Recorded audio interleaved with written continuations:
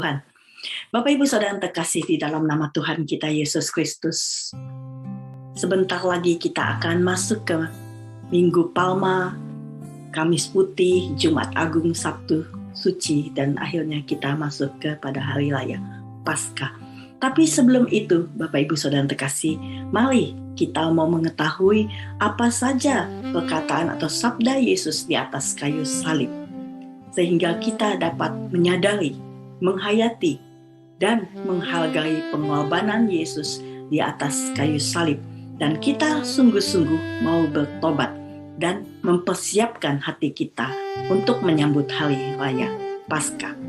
Bapak Ibu Saudara yang terkasih di dalam nama Tuhan kita Yesus Kristus, apa reaksi kita apabila satu saat kita diperlakukan dengan tidak adil? Kita dihina, kita dipukul, atau kita difitnah dengan keji. Kita diperlakukan dengan tidak adil. Apa ya reaksi kita, Bapak Ibu Saudara terkasih? Jujur, pasti reaksi kita adalah kita ingin membalasnya. Kita ingin membalas apa yang diperlakukan orang terhadap kita. Mungkin pada saat itu kita tidak bisa membalas, tetapi kita akan merencanakan pembalasan yang jauh lebih jahat daripada apa yang dia lakukan untuk kita. Ini adalah manusiawi, Bapak Ibu. Ini adalah wajar apabila kita melakukan hal seperti itu. Tetapi mari Bapak Ibu, kita mau belajar dari Yesus Kristus, Sang Juru Selamat kita, yang ketika dia diperlakukan dengan tidak baik, di atas kayu salib dia dihina, dia didera, dia dimahkotai dengan mahkota duri, dan dia dipaku kedua tangan dan kedua kakinya. Dia diperlakukan dengan tidak baik dan disamakan dengan penjahat. Apakah saat itu Yesus membalasnya? Bapak Ibu bisa berkata, gak mungkin Yesus bisa membalas, Yesus kan sudah disalib. Tetapi Bapak Ibu Saudara kasih, mungkin dia bisa mengatakan kata-kata yang tidak baik, dia bisa marah. Tetapi saat itu Yesus tidak melakukannya. Karena apa Saudara terkasih? Karena Yesus menyadari bahwa yang melakukan perbuatan jahat kepadanya itu tidak menyadari bahwa dia adalah Mesias. Dan ketidaktahuan mereka ini, ketidakmengertian mereka ini, apakah sepatutnya mereka tidak layak mendapatkan pengampunan? Yesus memiliki belas kasih yang luar biasa, Bapak Ibu Saudara terkasih. Dan Yesus memberikan pengampunan pada saat itu. Di dalam Lukas 23 ayat 34, ini adalah sabda atau perkataan Yesus yang pertama ketika dia di atas kayu salib. Dia mengatakan, Bapa, ampunilah mereka, sebab mereka tidak tahu apa yang mereka lakukan. Inilah kata-kata Yesus yang sungguh luar biasa. Dia mau mengampuni yang bersalah. Dia mau mengampuni orang yang berbuat jahat kepada dia. Di atas kayu salib, di atas penderitaannya, pada saat itu dia mau mengampuni, Bapak Ibu Saudara. Begitu juga dengan saudara dan saya. Karena tidak ada satupun orang di dunia ini yang tidak berdosa. Semua manusia telah berdosa dan telah kehilangan kemuliaan Allah. Kita berdosa, Bapak Ibu. Semua orang. Oleh sebab itu Bapak Ibu Saudara terkasih, kalau kita berdoa, doa Bapa kami, kita berkata, Tuhan ampunilah kami, seperti kami pun mengampuni yang bersalah kepada kami.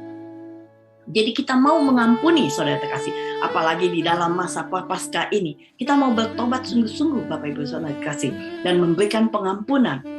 Dengan mengampuni, berarti saudara dan saya mengasihi. Bapak Ibu Saudara terkasih, mengampuni itu tidak ada batasnya. Kapan kita harus mengampuni dan kita mengatakan, sudah cukup saya mengampuni? Tidak ada batasnya Bapak Ibu.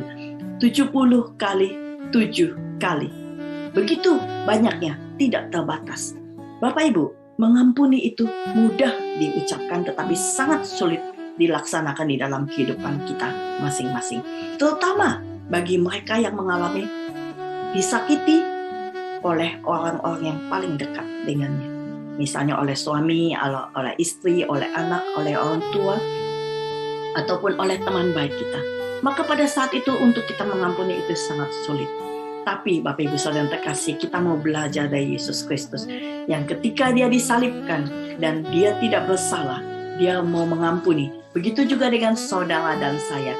Marilah kita belajar untuk mengampuni orang yang bersalah kepada kita, siapapun itu juga. Kita mau sungguh-sungguh bertobat dan mengikuti apa yang Yesus lakukan untuk saudara dan saya di atas kayu salib. Bapak Ibu Saudara yang terkasih, apakah dengan percaya saja kita dapat selamat? Apakah dengan percaya saja saudara dan saya dapat selamat? Jawabnya adalah iya. Karena saudara yang terkasih, ketika kita percaya kepada Yesus Kristus, Sang Juru Selamat kita, maka saudara dan saya akan selamat. Keselamatan adalah anugerah yang luar biasa yang Tuhan berikan kepada saudara dan saya. Keselamatan adalah kebenaran ilahi yang luar biasa.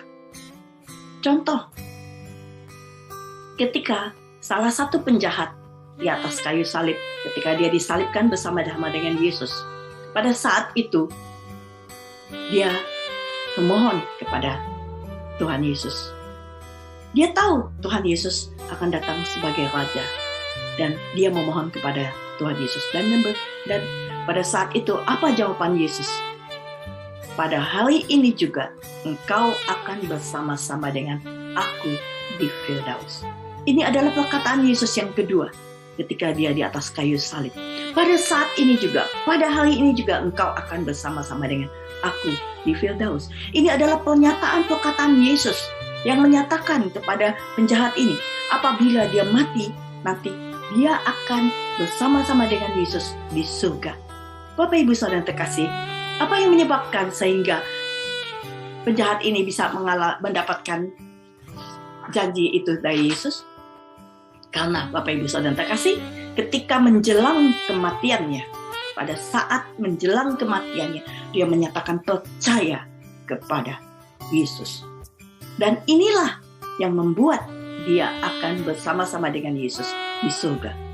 Bapak Ibu, setiap saat kan kita mengatakan, aku percaya akan Allah Bapa dan akan Yesus Kristus, putranya yang tunggal, Tuhan kita.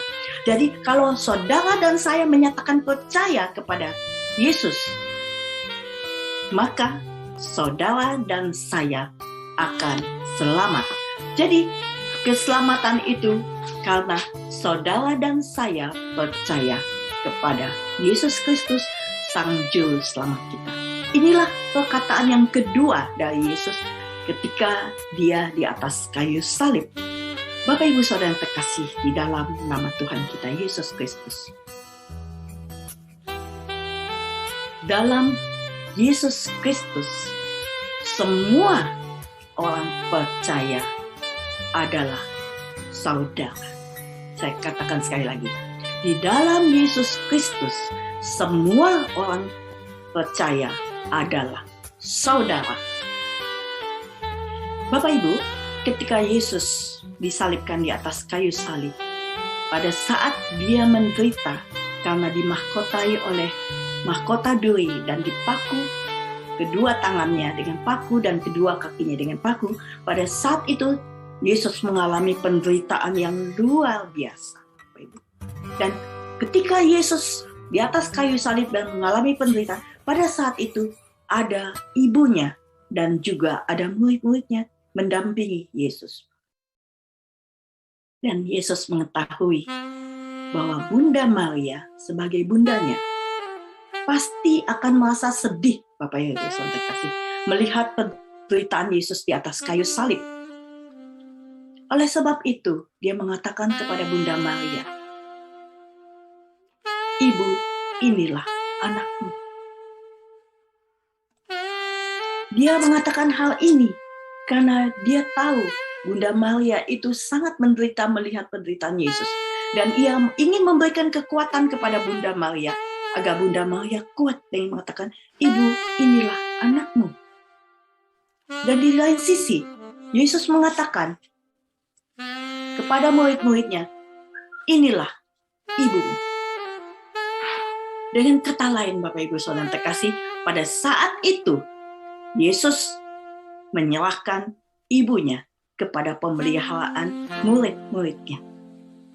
Dan saat itu Yohanes, murid Yesus, membawa Bunda Maria untuk tinggal di rumahnya. Bapak Ibu Saudara yang terkasih di dalam nama Tuhan kita Yesus Kristus, di atas penderitaannya yang dialami oleh Yesus, Yesus masih mengingat bundanya yang menderita. Karena melihat penderitaan Yesus, dan dia tidak mau ketika nanti dia meninggal, dia mati, maka Bunda Maria akan terlantar. Oleh sebab itu, dia menyerahkan pemeliharaan Bunda Maria kepada murid-muridnya. Dan sejak saat itu, Bunda Maria diterima dan tinggal bersama murid Yesus. Yesus sungguh memperhatikan ibunya, walaupun pada saat itu dia sangat-sangat menderita. Dia memikirkan perasaan ibunya. Dia memikirkan ibunya yang melahirkan dan membesarkan dia. Bagaimana dengan saudara dan saya? Mungkin kita berkata, oh saya sudah tua, saya sudah nggak punya orang tua. Tapi masih banyak saudara yang terkasih. Kita yang memiliki ibu, yang memiliki orang tua, apakah kita memiliki kasih? Pada saat ini kita diingatkan pada masa prapaskah ini. Kita mau bertobat, mungkin kita tadinya tidak memperhatikan ibu kita. Kita tidak peduli dengan keluarga kita atau orang tua kita atau ayah kita. Pada saat ini kita harus ingat, Yesus begitu memperhatikan kesejahteraan ibunya, begitu memperhatikan keadaan ibunya. Bagaimana dengan saudara dan saya? Apakah kita juga mau memperhatikan orang tua kita, ibu kita yang telah melahirkan, mendidik, dan membesarkan kita? Dan juga orang tua kita. Ataupun teman-teman kita, apakah kita juga mau mengasihi mereka? Kita mau bertobat sungguh-sungguh, Bapak Ibu Saudara terkasih.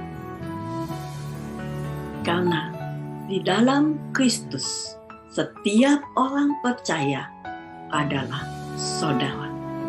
Jadi kita semua saudara di dalam Kristus. Di dalam Yohanes 19 ayat 26-27, Yesus mengatakan, inilah ibu, inilah anakmu, dan anak inilah ibu. Bapak Ibu Saudara yang terkasih di dalam nama Tuhan kita Yesus Kristus. Ketika Yesus di atas kayu salib, dia meratap. Ratapan Yesus bukan hanya ketika ia di atas kayu salib. Dia meratap juga ketika dia di Taman Getsemani. Yesus meratap karena dia menderita, karena dia sakit, dianiaya, Bapak Ibu Saudara yang terkasih. Dalam Yohanes 10 ayat 30 itu dikatakan, Aku dan Bapa adalah satu. Yesus dan Bapanya adalah satu.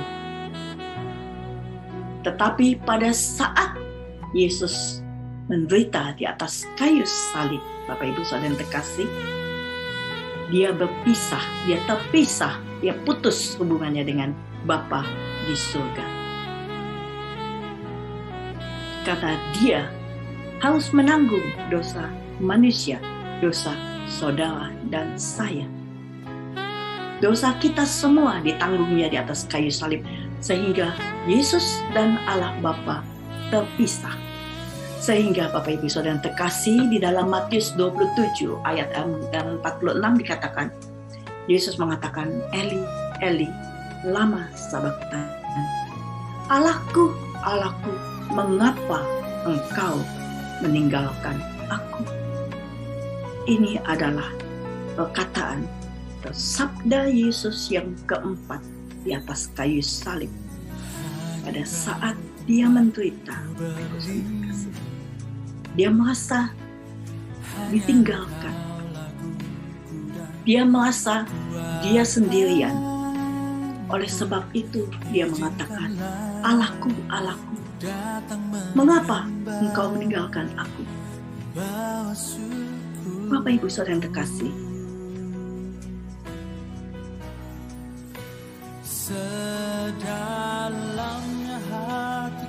hargailah penderitaan Yesus di atas kayu salib.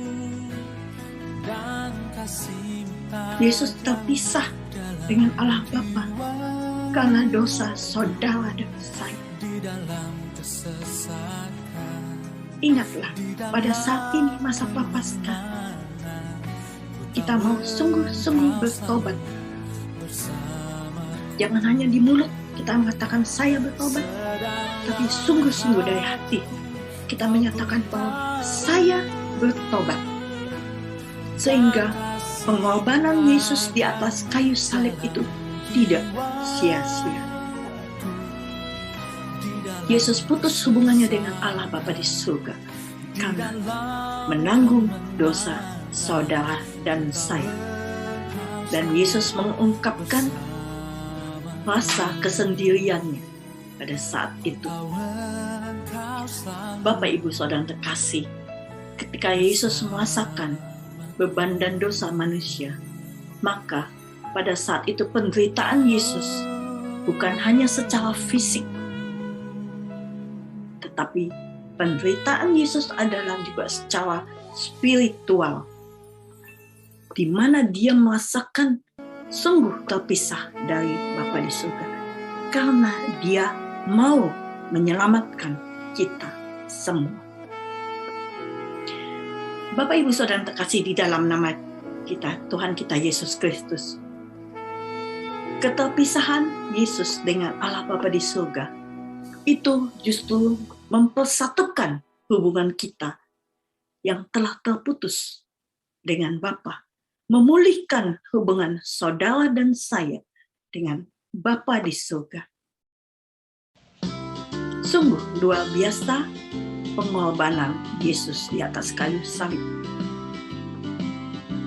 Karena terputus hubungannya dengan Allah Bapa di surga, tapi justru memulihkan hubungan saudara dan saya dengan Allah Bapa di surga. Sehingga kita dapat menyebut dan mengubah status saudara dan saya menjadi anak-anak Allah.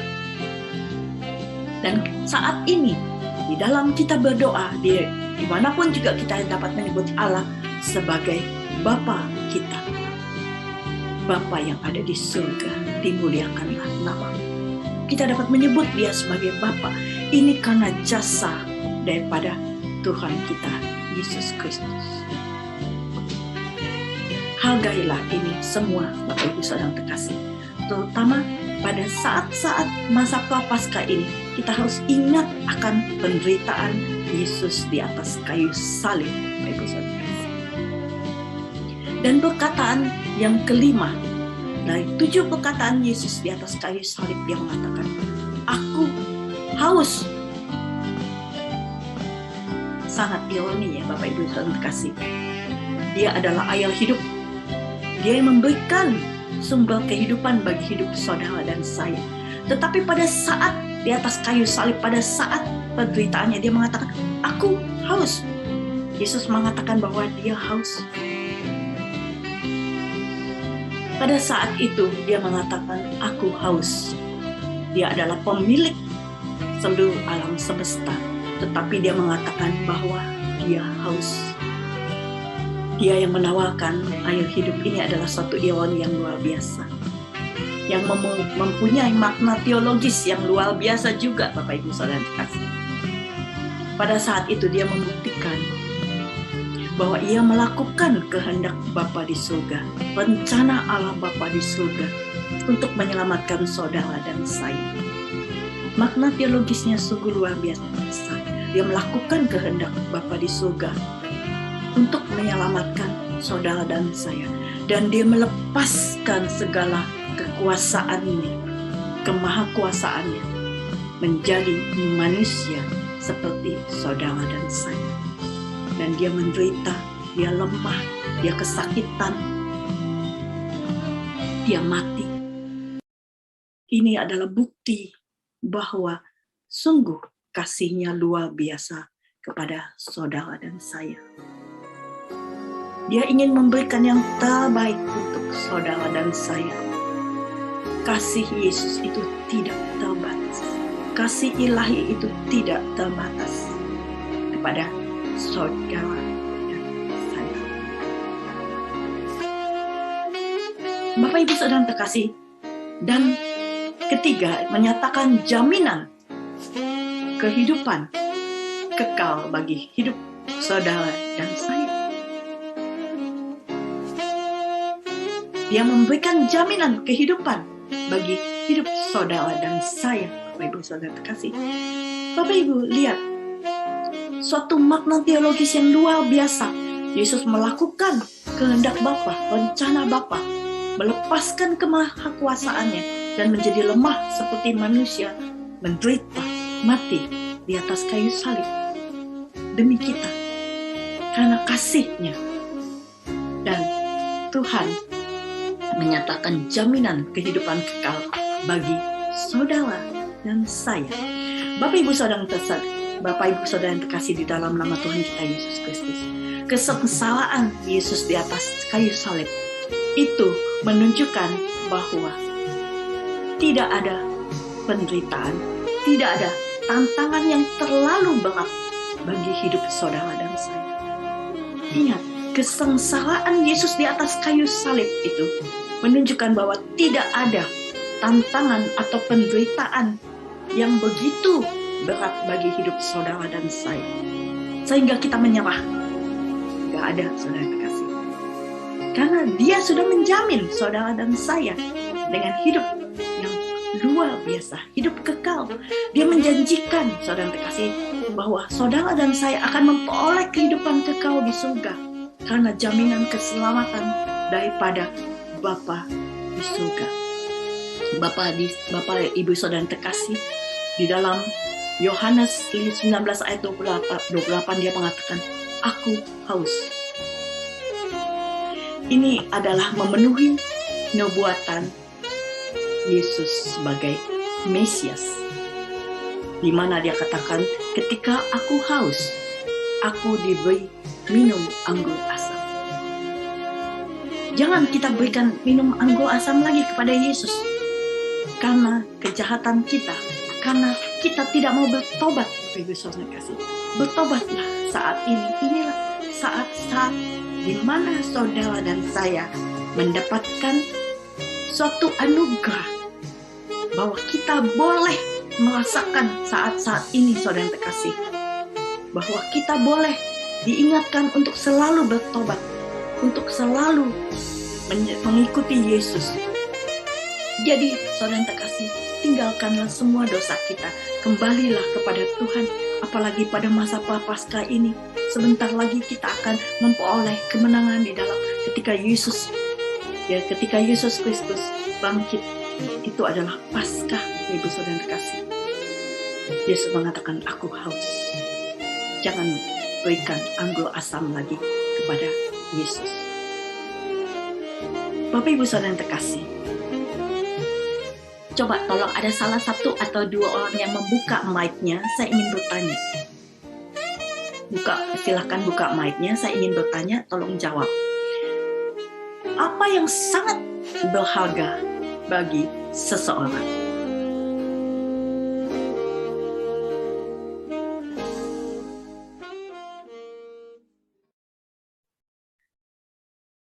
Nyawa.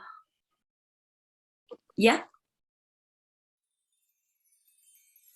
Siapa? Silakan. Nyawa, Bu. Nyawa. Puji Tuhan.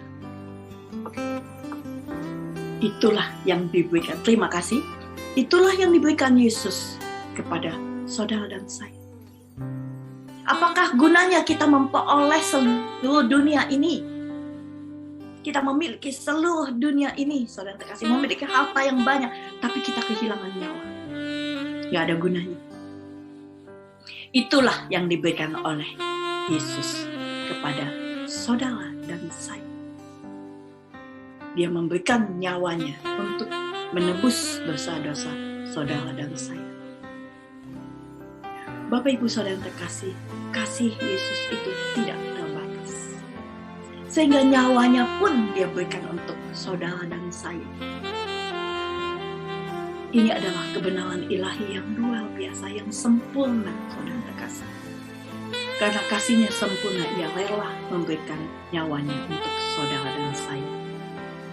Apakah ada di tempat ini atau di dunia ini orang yang memberikan nyawanya untuk setiap orang ya, bukan hanya untuk keluarganya. Mungkin ada orang tua yang ingin memberikan nyawanya atau ya dia katakan jantungnya atau apanya untuk keluarganya atau ginjalnya. Tapi ginjal kan hanya sebagian. Tapi nyawanya diberikan bukan hanya untuk keluarganya, tetapi untuk semua orang. Apakah kita tidak mau menghargai ini sebagai suatu anugerah yang sangat-sangat luar biasa daripada Tuhan kita Yesus Kristus? Kasihnya luar biasa. Kerelaan Yesus memberikan nyawanya itu adalah rancangan Allah. Semuanya itu sangat menakutkan, saudara yang terkasih, dan menyakitkan. Ketika dia di atas kayu salib itu menakutkan dan menyakitkan. Tetapi dia mau menyerahkan semuanya ini karena kasih yang tidak terbatas. Bapak Ibu saudara yang terkasih di dalam nama Tuhan kita Yesus Kristus, ketika di Taman Getsemani, pada saat itu Yesus meratap dan dia berkata, Yesus berkata, Bapa, bila kau kehendaki, ambillah cawan ini daripadaku.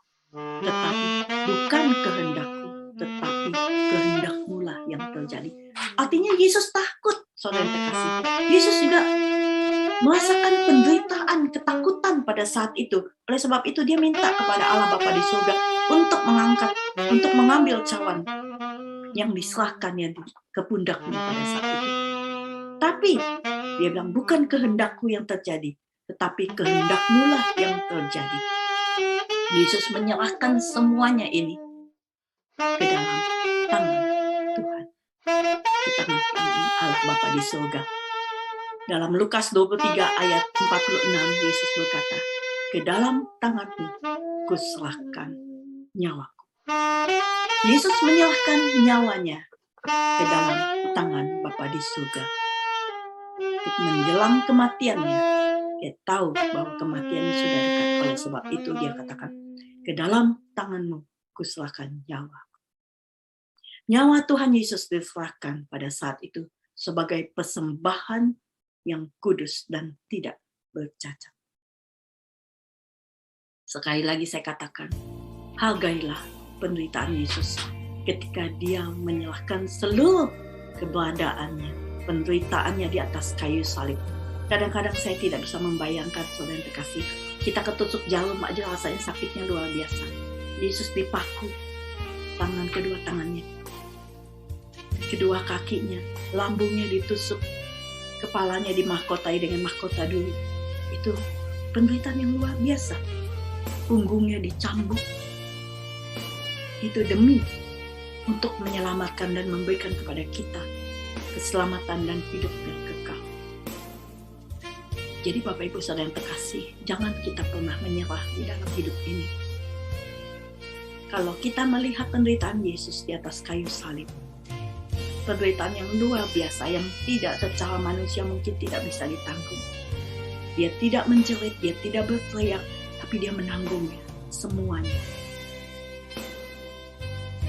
Itu karena kasihnya kepada saudara dan saya.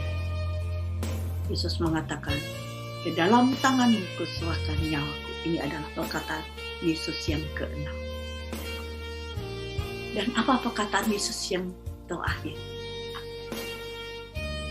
Sudah selesai. Di dalam Alkitab, kata sudah selesai itu adalah kata yang sangat indah, Bapak Ibu. Kata sudah selesai adalah kata yang sangat indah. Yesus mengatakan sudah selesai adalah kata yang terakhir yang mendatangkan kemuliaan.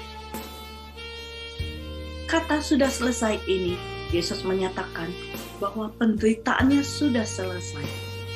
Apa yang diserahkan di dalam pundaknya, menanggung dosa-dosa manusia, itu telah selesai, telah digenapi di atas kayu salib.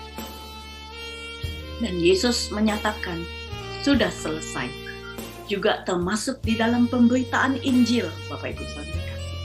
Dan di dalam dia melakukan mujizat-mujizat, dia telah selesai menggenapi semua apa yang direncanakan oleh Allah Bapa kepadanya. Dan Bapak Ibu Saudara yang terkasih di dalam nama Tuhan kita Yesus Kristus, Yesus mengatakan dengan kematiannya dia sudah menggenapi misi penyelamatannya. Dia rela meninggalkan surga, turun ke dunia untuk menyelamatkan, untuk menderita, untuk mengalami semuanya. Di dalam perkataan Yesus yang terakhir, sabda yang terakhir dia mengatakan, sudah selesai. Demi keselamatan saudara dan saya. Bapak Ibu Saudara yang terkasih di dalam nama Tuhan kita Yesus Kristus. Ketika Yesus di atas kayu salib, ada 7 sabda, 7 perkataan yang Yesus katakan.